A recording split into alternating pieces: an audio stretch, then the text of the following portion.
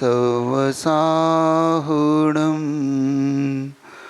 आदिं तीर्थंकर प्रभु आदिनाथ मुनिनाथ आदिव्याधि अदमद मिटे तुम पद में मम मात।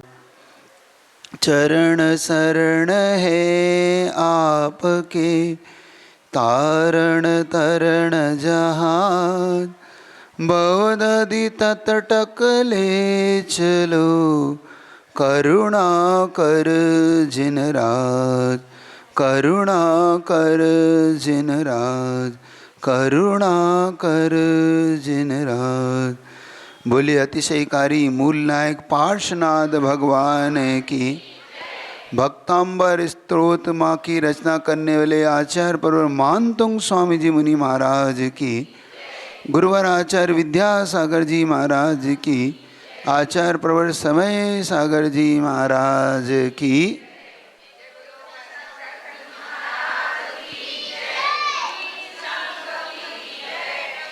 आज जिस महान भक्तांबर स्तोत्र को आप सब अपनी भक्ति का विषय बनाने जा रहे हैं, क्योंकि भक्त और भगवान के बीच में जब अनुराग बढ़ता है तो भगवान की भक्ति करने का उसका अंदर से हृदय उत्पन्न, वो भाव उत्पन्न होता है। क्योंकि भक्त जब भक्ति करता है तो उसे किसी आलंबन की आवश्यकता होती है।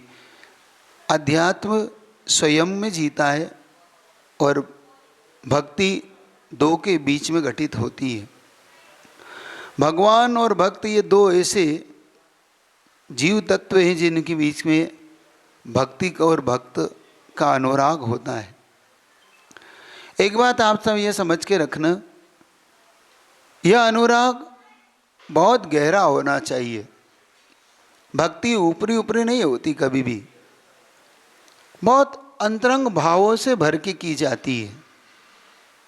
कहते हैं कि भक्त भगवान की भक्ति में इतना डूब जाता है, इतना डूब जाता है कि उसे ये भी ज्ञात नहीं होता कि मुझे क्या करना है, उसे होश ही नहीं रहता।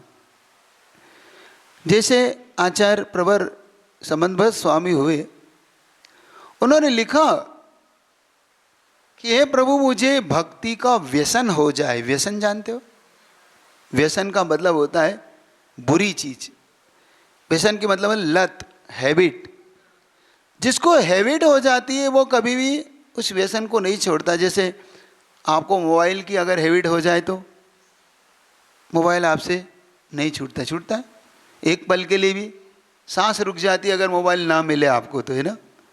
अगर मोबाइल इधर उधर हो जाए आपका तो क्यों? क्योंकि आपको लत लग गई। जैसे शराबी को शराब पीने की लत लग जाती है तो उसको शराब चाहिए, वो मकान बेच देगा, पत्नी के गहने बेच देगा, वो सब कुछ बेच देगा, लेकिन उसे शराब।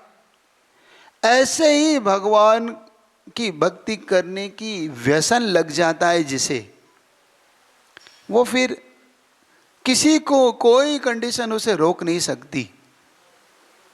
क्या आप लोगों को भक्ति करने का व्यसन है? देखो शब्दों में नहीं क्योंकि ये मंदिर खाली पड़े रहते हैं जब मैं सुबह आता हूं तो। अरे जिसे व्यसन होता है ना, वो जैसे शराबी सब कुछ बेच के लाता है ना, ऐसे जिसे व्यसन हो जाता है वो कहता है नहीं, दुकान खुले या नहीं खुले, खेती में जाऊं या ना जाऊं, लेकिन एक बार जिनालय तो जरूर जाऊंगा। भगवान की मुख की मुद्रा का दर्शन किए बगैर मैं रह नहीं सकता। सुन रहे हो कि नहीं? रहता ही नहीं। क्या आपके अंदर ऐसा भाव आता है कि घर में ही वहीं से कर लेते हो? अच्छा कितने लोग हैं प्रतिदिन जिनालय आते? प्रतिदिन? बाकी लोग नहीं। आप लोग प्रतिदिन नहीं आते? तो हाथ खड़े करके दिखाओ ना प्रतिदिन वाले कि हाँ प्रतिदिन वाले हैं। बाकी लोग कभी कभी, वो भी नहीं। कुछ लोग अभी विचार कर रहे हैं कि क्या वाला हम जाते कि नहीं, उन्हें याद नहीं है जाते, क्योंकि भगवान होता ही ऐसा है भक्त के लिए। समझने का हम यहाँ पर पुरुषार्थ करना। ए बोलो ना का शांतता ठा, शांत बेटा, प्रवचन सुना। ये बहुत दुर्लभ चीजें हैं जो आपको मिलने वाली हैं। ऐसे प्रभु से जुड़ाव। देखो मानतुंग स्वामी ने देखो क्या किया। मानतुंग स्वामी के सामने दो कंडीशन थी, देखना आप। मानतुंग स्वामी के सामने एक कंडीशन आई कि उनको बुलवाया राजा भोज ने। ये जो आप भक्त हमारे साथ पढ़ रहे हो, ये घटना धार नगरी के पास राजा भोज हुए धार नगरी के। कभी ऐसा भी माना जाता है कि उज्जैन नगरी के राजा भी माने जाते हैं, क्योंकि धार और उज्जैन पूरा ऐसा ही है। तो उसमें वो राजा भोज वहाँ पे राज्य करते थे, और वहाँ पे संस्कृत का सबसे बड़ा प्रचलन था, और वहाँ पर कालिदास इत्यादि ऐसे बहुत बड़े बड़े विद्वान वहाँ पे हुए। तो वहाँ पर आपस में टसल चलती थी, वीतराग धर्म वाले के मानने वाले और जो सराग धर्म को मानने वाले, दोनों के बीच। तो उन्होंने राजा भोज से शिकायत की कि इनके धर्म में तो कोई संस्कृत जानता ही नहीं है। सुन रहे हो आप लोग, यहाँ तो कोई संस्कृत जानता नहीं है। तो कैसे सहन कर सकता था गुरु का भक्त गुरु की निंदा सहन कर सकता है? क्यों? गुरु का भक्त गुरु की निंदा सहन कर सकता है? नहीं कर सकता। उसने कहा ऐसे कैसे तुम कहते हो कि हमारे गुरु संस्कृत के प्रकांड विद्वान है? तो कहा लेके आओ। राजा भोज ने कहा ठीक है, कल तुम्हारे गुरु को लेके आओ, हम देखते हैं उसकी कितनी प्रकांड विद्वत्ता है। लेकिन वीतरागी गुरु कभी किसी की बुलाने से किसी की आज्ञा का पालन करना नहीं। उनकी आज्ञा संसार पालन करता है, वो किसी की आज्ञा में रह के, क्योंकि वो तो निर्बंध है, निर्मोह है उनके अंदर, उन्हें किसी की वो नहीं। अब देखो कंडीशन क्या बन गई। उनको वहाँ पर राजा ने बुलाया, उन्होंने कहा मुझे कोई राजा से कोई ज़्यादा लेन देन नहीं है। तो राजा ने घोषणा कर दी कि उनको बांध कर लाया जाए। सुनो, देखो तुम्हारे गुरुओं पे कितने उपसर्ग हुए हैं, आपके गुरुओं ने कितने उपसर्ग सहे हैं। उन्होंने कहा ठीक है, मुझे क्या है, बांध के ले जाओ। सैनिक उन्हें बांध के ले गए हथकड़ियों में। राजा भोज ने कहा कि हमने सुना है आप आना नहीं चाहते। वो मौन हो गए, क्योंकि दो स्वादेचा मौन हो जाओ। फिर क्या किया जाए? राजा भोज ने कहा कि अगर आप नहीं बोलोगे तो हम आपको कैद में कर देंगे। कर दो, क्योंकि जिसका जीवत्व द्रव्य पे जिसकी अकाट श्रद्धा है, उसे पर्याय का ज्यादा लोभ नहीं सताता। जिसकी अपनी आत्म तत्व पे गहरी श्रद्धा हो जाती है, जिसे उसे पर्याय नहीं सताती। कहते ये पर्याय चली जाएगी, नहीं पर्याय आ जाएगी, लेकिन मेरे आत्मा थोड़ी मरने वाली है। अजर अमृत तत्व का मैं स्वामी हूँ, ये बाहरी पर्याय से मुझे क्या प्रयोजन है? एक बात याद रखो, संसार में वीतरागी गुरु ही है जो ऐसे गहरे विचारों से जुड़ता है। याद रखना बिल्कुल। तब उन्हें कैद में तो डाल दिया। मेरी आत्मा को कैद में थोड़ी डाल सकते, इस शरीर को ही तो डाल सकते हो, डाल दो शरीर को, क्या किया जाए। फिर उन्होंने कहा देखो, अगर तुम्हारे गुरु ने नहीं बोला तो निश्चित मान के चलो कि पूरे के पूरे जितने ये जैन वीतराग भगवान को मानने वाला एक भी नहीं बचेगा। अब कंडीशन यहां पर देखना। तब सबने जाकर कहा कि महाराज आप तक हम नहीं चाहते कि आप पे भी उपसर्ग आए, लेकिन अब तो समाज पे भी उपसर्ग आने वाला है। महाराज ने कहा कि मैं क्या करूं? उन्होंने कहा करना तो आपको ही पड़ेगा। देखो, सुन रहे हो, एक बात आप कला सीखो, जब जब अपने ऊपर कोई आए तो अपने को अपने बड़े के पास क्या करना? संकेत दे देना। अपने बड़े को संकेत दे दो। और उन्होंने कहा महाराज हमने तो आपको संकेत दे दिया, अब आप देखो। उन्होंने कहा भाई भगवान को अब मुनि महाराज किसको संकेत देंगे? अपने से बड़ों को। उन्होंने कहा भाई मैं किसको संकेत दूं? तो उन्होंने कहा कि भगवान आदिनाथ को संकेत सबसे अच्छा।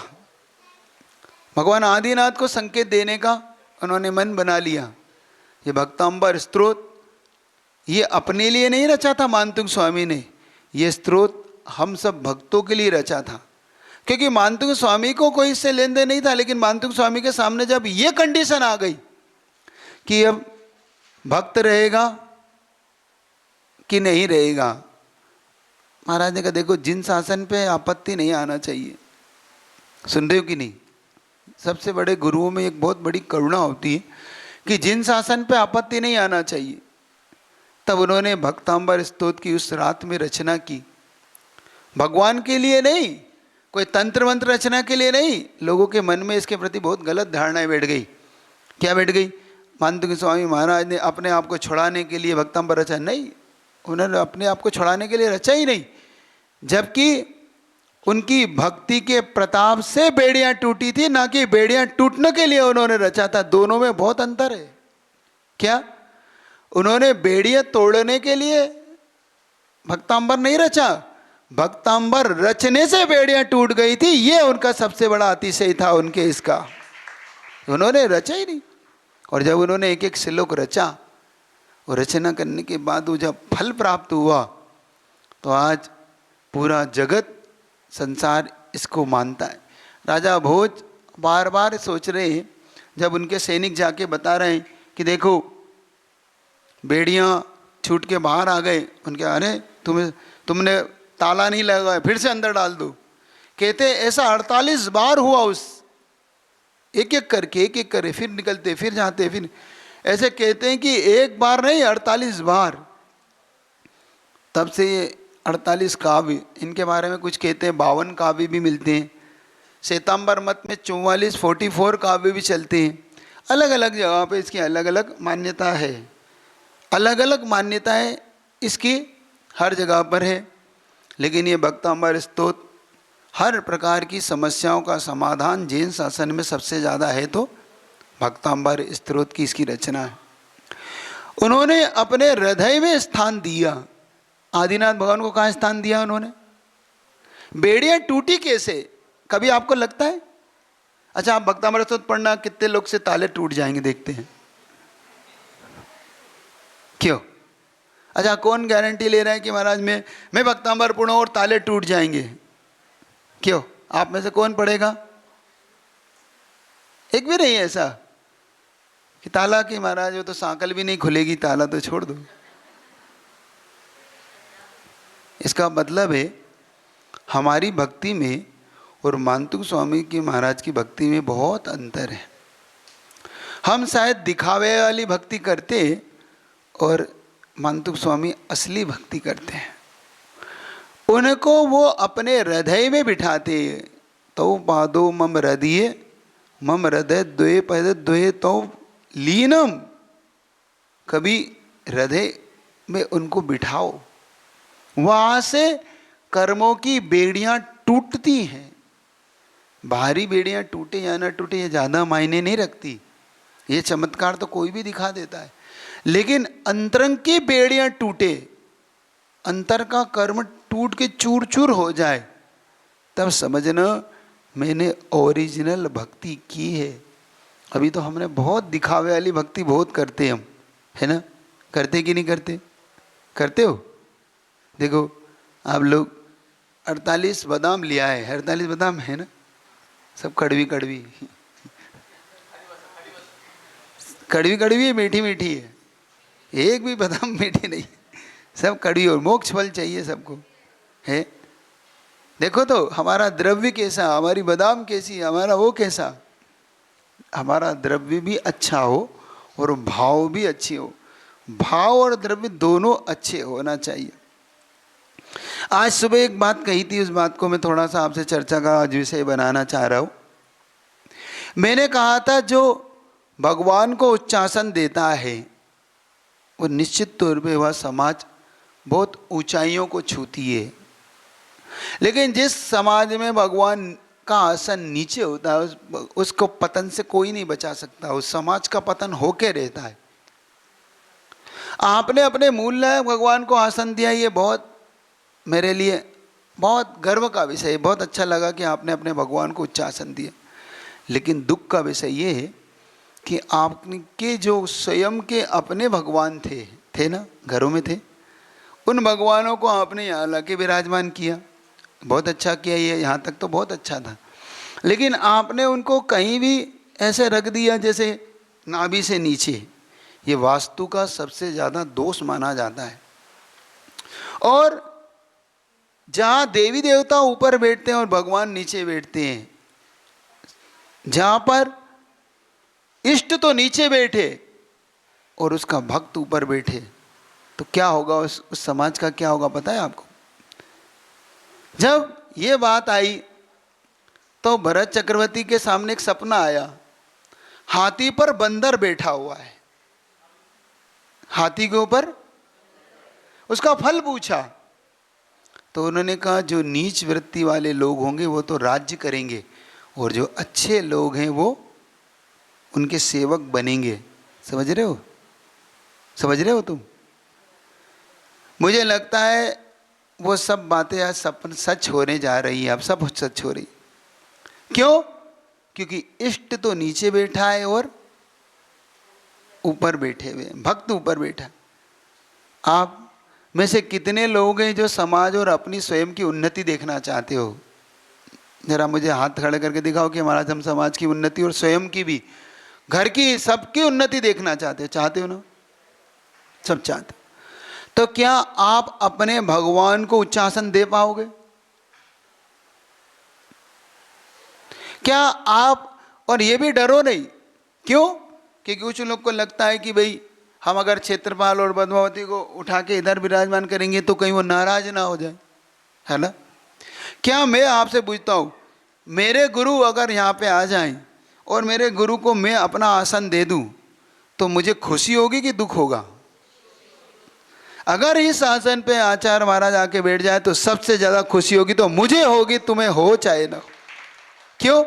क्योंकि गुरु ने मेरे आसन को स्वीकार कर लिया, धन्य कर दिया। ऐसे ही अगर सबसे ज़्यादा खुशी होगी तो इन क्षेत्रपाल और पद्मावती को खुशी होगी कि उनके भगवान जो नीचे थे वो आज ऊपर, उन्हें खुशी होती है। हम ये ना सोचे कि उन्हें कोई दुख होगा, उन्हें कुछ कर देंगे, हमें लगता है वो भयभीत हो जाते हैं, कुछ हो जाएगा। ये नहीं, हमारी गलत धारणा है। जैसे आप उनको प्रभु का भक्त मानते तो आप अपने आप को मानते, तो वो भी प्रभु के भक्त मान लो। तो वो अगर वहाँ से अपना आसन हटा के उनको आसन देंगे तो इस मंदिर का पूरा लुक देखना आप कितना सुंदर आता है, इसका पूरा वास्तु कितना गजब का हो जाएगा। मैंने यहाँ पे बताया है कि किस प्रकार से यहाँ करना है। फिर से 2 वेदियाँ बना के और बढ़िया भगवान को उच्चासन देना है आपको। उसमें जो आपके पूरे जिनालय के भगवान गिनती करके उन भगवान को उच्चासन दिए के आपको गजब का इस जिनालय की भक्ति का आनंद ही बदल जाएगा। आप देखना, स्वरूप भी बदल जाएगा। एक बार आप मन बना लो बस। क्या मनाएगा? मन बनेगा आप लोग का? किसी को दिक्कत तो नहीं इसमें? क्यों भाई डॉक्टर साहब पूछ लो एक बार, किसी को दिक्कत तो नहीं है? तो कोई ये तो नहीं कि महाराज यहाँ हमारा इधर से अगर उधर हो गए तो किसी को मन में है? क्यों मीटिंग तो नहीं करना? एक बार मन बनाओ। ऐसा कुछ भी आप अपने मन में कोई भ्रम मत पालो, किसी प्रकार का भ्रम मत पालो, क्योंकि हमारे में तरह तरह के भ्रम बहुत हम भ्रामक हो जाते हैं। अधिकतम तो हम उस भ्रम में ही जीते रहते हैं। क्योंकि अगर आप एक बात याद रखो, आपसे मैं पूछ सकता हूँ? अच्छा एक बात बताओ, आप लोग क्या ओम शांति क्या कुछ है? मैं प्रश्न पूछ, आप माइक से पूछो ना, मैं जवाब दे रहा हूँ। किसको पूछना है? कुछ है प्रश्न है आपके? जिज्ञासा है तो पूछो ना, क्या दिक्कत है? आपके मन में कोई भी मन में आ रहा है तो पूछो। है कोई बात है, विशेष बात है? माइक पहुँचा दूँ आप तक? नहीं है ना? हाँ तो फिर तो मैं ये कह रहा था कि एक बात बताओ, मनुष्य भाव श्रेष्ठ है कि देव भाव श्रेष्ठ है? पहले ये बता दो, क्यों? बड़ा मनुष्य है कि देव है? जल्दी बताओ। अच्छा, जो लगता है कि देव बड़ा है, हाथ खड़े करो, हमसे बड़े हैं। अरे मैं जाऊंगा तो सब हाथ खड़े कर दोगे, और मैं हाथ खड़ा कर दो, बता नहीं। कौन बड़ा है? मनुष्य बड़ा है कि देव बड़ा है? अरे बिना अपेक्षा के ही बता दो, मैं तो फिर बिना अपेक्षा के भी मनुष्य ही बड़ा है। अपेक्षा तो अभी बात की विषय है, अपेक्षा से तो बड़ा है ही वो। बिना अपेक्षा के भी मनुष्य बड़ा है। क्यों बड़ा है? अब ये प्रश्न उठता है कि महाराज ये बता दो कि देव क्यों बड़ा है या मनुष्य क्यों बड़ा है देव से? क्योंकि आप मनुष्य के अंदर 1 घंटे का भी संयम लेने का है कि नहीं भाव? अष्टमी चौदस भी कुछ त्याग करते हो कि नहीं? 10 लक्षण में ब्रह्मचर्य का पालन भी करते हो कि नहीं? कभी कभी आप उपवास भी करते हो कि नहीं? करते हो। एकासन करते हो कि नहीं? लेकिन देवता लोग 1 सेकेंड के लिए भी अगर उनको भूख लगी है तो, असंयम का भाव हुआ है तो अगले पल असंयम, अगले क्षण उनके कंठ में से अमृत झर जाता है। हम विचार करें कि आपका भाव कितना बड़ा है। उनके अंदर वरदान अभिशाप शक्ति है, इसमें कोई दो मत नहीं, मैं इसको नकार नहीं रहा हूँ, लेकिन उनका वरदान और उनकी शक्तियाँ, एक बात याद रखो, वो आपके पुण्य पाप पर डिपेंड करती है। वो आपके पुण्य पाप के फल को देती है। तो वो कोई आपके लिए कभी अहित कर नहीं सकते, ना उनके मन में आपके प्रति अहित का भाव आता है। हमें उनके प्रति अहित नहीं करना, वो हमारे प्रति अहित नहीं करते। समझ रहे कि नहीं? हम अपने इष्ट का है अगर बहुमान चाहते तो किसको गुस्सा? अच्छा, आपके पापा को, आपके बड़े बुजुर्गों को कोई अगर सम्मान दे तो आपको गुस्सा आएगा कि खुशी होगी? जैसे मैं पूछता हूँ, आपके घर में लगन की पत्रिका आती है, शादी के लिए आती है ना, पार्टी के लिए कि आपको वहाँ पे भोजन करने आना है। एक पत्रिका आपके नाम से आए और एक पत्रिका आपके घर के बुजुर्ग के नाम से आए, तो आपको किस में खुशी ज़्यादा होगी? कि नहीं अरे उनके हो गए बहुत साल, अब तो अपने नाम से आना चाहिए, ऐसा होगा? इसका मतलब हमें खुशी अपने बुजुर्गों, मतलब बड़ों को लेकर होती है। ऐसी प्रकार देवी देवताओं को भी खुशी अपने इष्ट को, बड़ों को लेकर होती है। याद रखो, कभी भी इसमें कोई भी भाव मत लाओ। आज स्वयं मानतुंग स्वामी महाराज से सीखो। उन्होंने किसी देवी देवताओं को सिद्ध नहीं किया। मानतुंग स्वामी चाहते तो 1 मिनट में किसी देवी को सिद्ध कर लेते और सारे ताले खोल सकते थे, लेकिन उन्होंने कहा नहीं, मुझे जरूरत ही नहीं है। क्यों? क्योंकि मैं अगर आदिनाथ भगवान की भक्ति करूं और देवता ना आए, ऐसा तो हो ही नहीं सकता, क्योंकि मैं आदिनाथ भगवान के सारे भक्त आएंगे। मेरा आदिनाथ भगवान की भक्ति करने के बाद अगर देव ना आए तो फिर मेरी भक्ति क्या?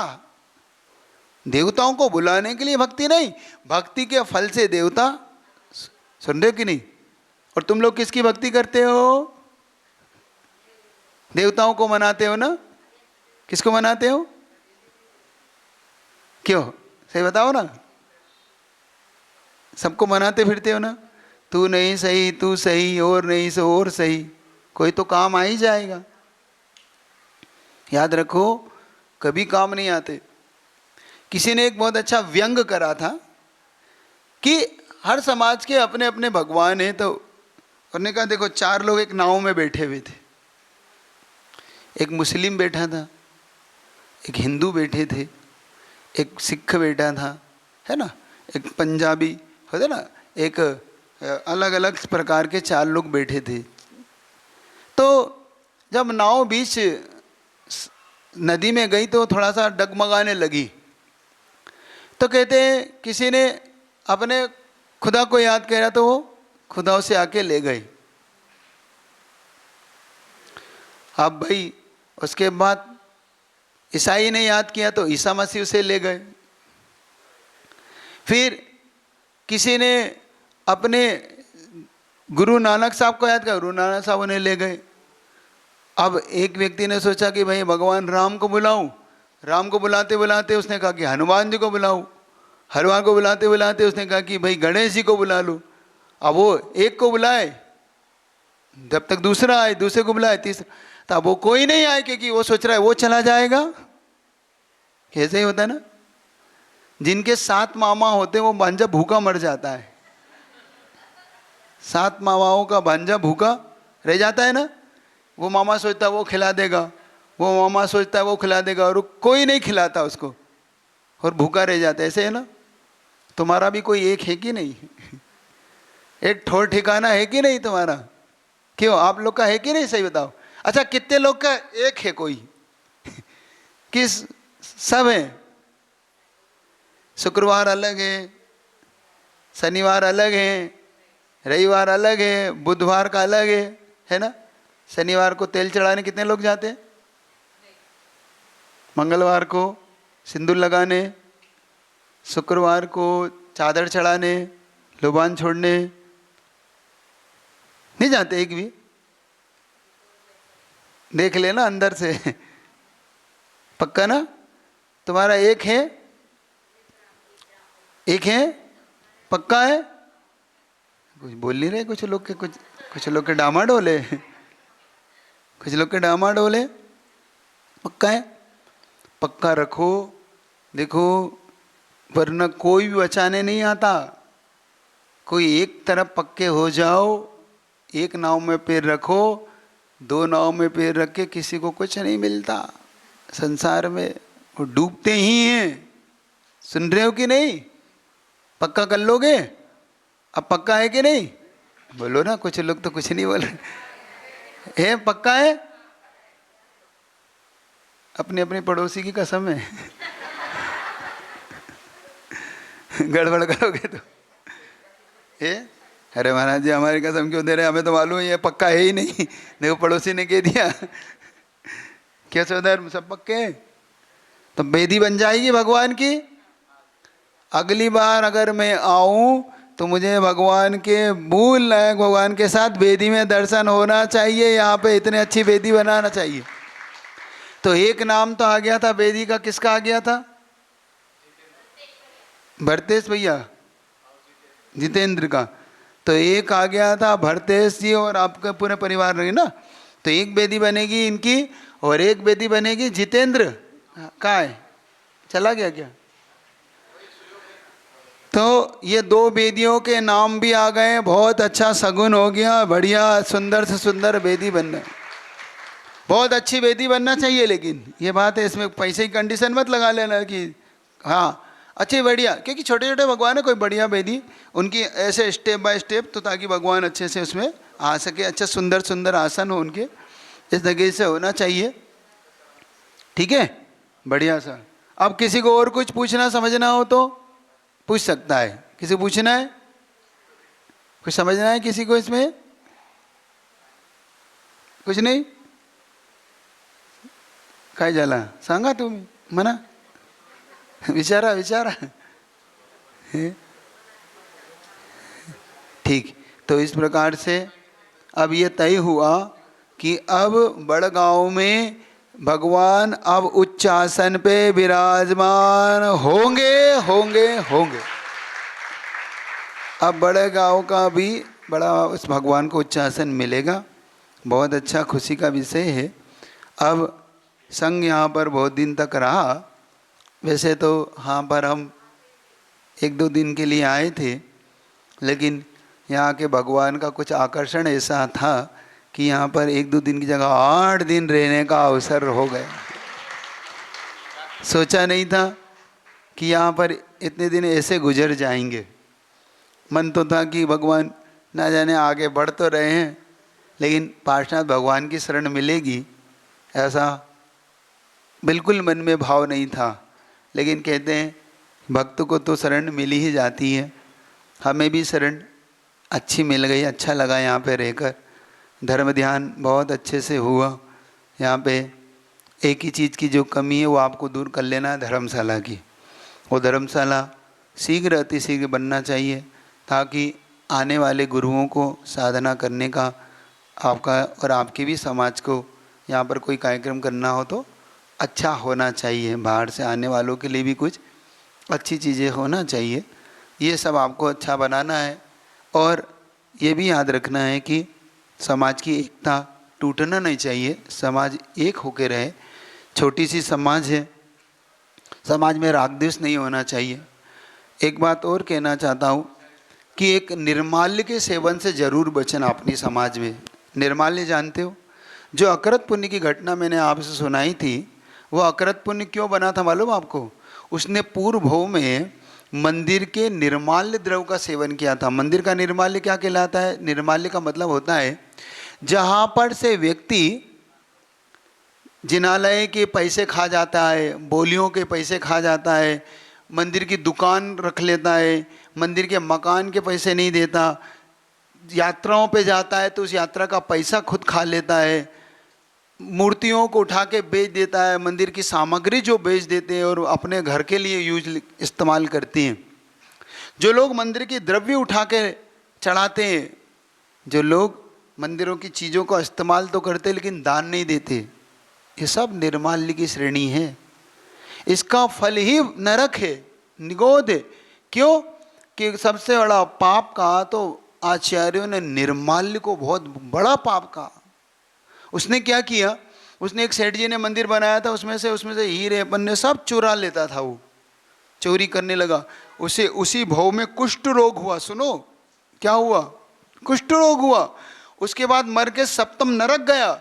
सप्तम नरक के कुत्ता बिल्ली स्त्री पर्याय ना जाने ऐसा ऐसे रोगी कोड़ी कुष्ठी बनाओ।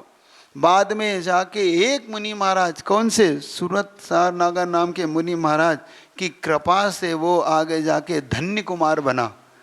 तो वो कंडीशन समझना। मेरा बहुत कहना है आपसे, बहुत प्रेम भाव से कहना आपकी समाज से, निर्माल्य का दोष मत लगाना कभी। इसलिए बार बार जो आपसे कहता हूँ, आपको लगता होगा कि महाराज हमारे पीछे क्यों एकदम कह देते हैं कि अपना द्रव्य लाओ ये करो, नहीं। इसलिए कहता हूँ कि आपको निर्माल्य का दोष ना लगे। इस हर कंडीशन में इस मंदिर को हमेशा अपना मानो, अपना मान के इस जिनालय की रक्षा करो, यहाँ के द्रव्य वगैरह अपने इस्तेमाल करो। ठीक है, बात समझ आ रही है आपको? कभी नहीं यहाँ का गंधोदक भी लो तो कुछ डाल के जाओ, गंधोदक भी लो तो मैं कहता हूँ। बिना यहाँ पर अभिषेक जो होता है, एक बात आप लोग ये बताओ, प्रतिदिन अभिषेक करते हो? प्रतिदिन अभिषेक करते हो? कितने घर हैं यहाँ पे टोटल? 25 घर हैं, 15 घर हैं, 20 घर हैं, कितने घर हैं? पक्के 25 हैं। अच्छा एक बात आओ, प्रत्येक घर से एक दिन शांति धारा हो सकती है महीने में? 25 दिन में 25 शांति धारा हो सकती है कि नहीं? हो सकती है। क्यों? बोलो ना मेहता जी, गांधी जी, बोलो। हो सकती है। एक घर से प्रतिदिन महीने में एक शांति धारा हो सकती है। तुम्हें निर्माल्य के दोष से बचने की कंडीशन दे रहा हूं, तो उस घर से उस दिन का, उस शांति धारा का आप तय कर दो कि क्या राशि रखना चाहिए अपने को। प्रतिदिन की एक शांति धारा होगी, उसका परिवार आके उस दिन करेगा, और उस दिन की शांति धारा की क्या राशि रखना चाहिए? 11 रुपया रख दूं? 1.25 रुपया रख दूं? तो क्या रख दूं? कुछ बोलो तो। कितना रुपया रखना चाहिए जिससे कि बहुमान हो हमारे भगवान का और सबको मंजूर हो जाए? ऐसा है? 501 रुपया ठीक है? 100 रुपया? 201? कितना रुपया देते? 500 रुपये देते हैं प्रतिदिन? नहीं, प्रतिदिन की बात, प्रतिदिन आता है? प्रतिदिन सबका नाम आता है? बिना बिना दान के तो संतरा नहीं होती। नहीं, जिस दिन नहीं आता उस दिन पूरे 2 महीने तक उसकी ओर से। नहीं तो ऐसा सबको मौका आ जाएगा, ऐसा कुछ तो एक राशि बना दो, तो एक बोर्ड पे लिख दो, उस पे बोर्ड पे उसका नाम आएगा, उसके परिवार का, कि आज इसके परिवार की ओर से शांति धारा है। उसको एक दिन पहले पुजारी जी का काम है फ़ोन लगा कहना कि भैया आपके परिवार से कल शांति धारा तैयार होके आना है, और पुजारी जी का काम है कि बोर्ड पे वो नाम लिखेंगे, आप लिस्ट तैयार कर लो, जिससे समाज में सबको मौका भी मिलेगा। और जब त्यौहार आता है तो उस दिन बोली कर लो। जैसे त्यौहार के दिन कौन करेगा भाई, महावीर जयंती आई, भगवान का निर्वाण आया, मोक्ष कल्याणक आया, तो उस दिन 500 में नहीं करके या कोई भी करके एक राशि जो भी आपकी है वो हटा के उस दिन बोलियाँ करके कि भाई जिसको लेना वो ले लो और बाकी ऐसा कर लो। क्यों, मंजूर है सबको? ये तो मंजूर है, इसमें तो किसी को आपत्ति नहीं। तो कितनी राशि रखना उस दिन की, एक दिन की? पक्का है सबको हो जाएगा? क्यों पक्का? फिर कोई को आपत्ति तो नहीं है महिलाओं में? 1001 रुपया महीने में दे सकते हो? कोई इतना गरीब तो नहीं कि ये भी नहीं दे सकता? क्यों बोलो ना महाराज, इतना तो हम पान खा के थूक देते हैं। एक पान भी आता है ना प्रतिदिन का, किसी का जिसको पान खाने की आदत है, 50 रुपये से नीचे का पान नहीं आता। एक जो पाउच खाते हैं ना जो लोग, पाउच कितने का आता है? 50 रुपये, 25 रुपये, 100 रुपये का। तो अगर वो 100 रुपये का भी पाउच खाए तो 3000 रुपये महीना होता है। और भगवान के लिए अरे 1000 रुपये बहुत हो गया है ना। तो ठीक है, सबको मंजूर है? बोलो हाँ या ना? पक्का ना? तो हर घर से एक शांति धारा होगी, उनका नाम बोर्ड पे आएगा, उनको आपको कंडीशन देना है। अब ये एक चीज़ अच्छी हो जाएगी, इससे मंदिर का अतिशय बढ़ेगा और समाज का अतिशय बढ़ेगा। तो ये चीज़ अब आपकी एक दो चीज़ तय हो गई। निर्माल्य का सेवन नहीं करना, मंदिर की चीज़ का इस्तेमाल नहीं करना, ये अब आप सबको ध्यान में रखना है। और कल सुबह संघ यहाँ से पास का गांव है ना जो कोराले, तो कोराले के लिए शायद लगा रहा हूँ, इसलिए पक्का नहीं कह रहा हूँ, शायद सुबह यहाँ से संघ कोराले के लिए बिहार करेगा। वहाँ पे भी समाज को बहुत आशा है, वो इच्छा है उनको भी कि महाराज हमें मिले। अब उनका पुण्य जितना होगा वहाँ सुबह देंगे। तो सुबह चढ़ने चलोगे कि नहीं, कि सब यहीं से ही नमोस्तु करके निकल जाओगे? क्यों, महिला वर्ग पुरुष वर्ग चलोगे छोड़ने, है ना? वहीं पे अपने वहीं आहार दान करो, वहीं भोजन करो क्या ठीक है ना? तो आप लोग सुबह सुबह पुरुष वर्ग महिला वर्ग जरा अच्छे से, कोराले वालों को लगना 3-4 किलोमीटर तो है ही, इतने तो आदमी इतना तो घूमने निकल जाता है, ठीक है ना? तो अच्छे कैसे कैसे करोगे? अच्छे ध्वजा लेके, क्योंकि जब गुरु अपने यहाँ से जाते हैं तो उनका एक बात याद रखो, बहुत अच्छी चीज़ बता रहा हूँ, कभी भी आपके घर में ये काम आ जाएगी। कभी भी कोई आपका परिवार का सदस्य या अपने गुरु जाए तो उनका मंगल करना सीखो। मंगल क्या होता है? भरा कलश लेके, हाथ में ध्वजा लेके, पाद प्रक्षालन करके, एक श्रीफल चढ़ा के कि हे भगवान हमारे गुरु आज धर्म की प्रभावना के लिए जा रहे हैं, तो जहाँ भी जाए मेरे गुरु की धर्म प्रभावना चरम सीमा तक छुए, उन्हें ऊंचाइयों को छुए।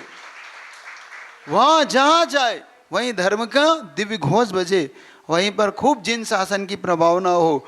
अपने को अपनी नहीं करना है, अपने को देश शास गुरु की प्रभावना करना है। मुझे अपनी पर्सनल नहीं चाहिए, मुझे तो अपने इष्ट की, अपने गुरु की प्रभावना हो, बस जिनवाणी की प्रभावना हो, ऐसी भावना।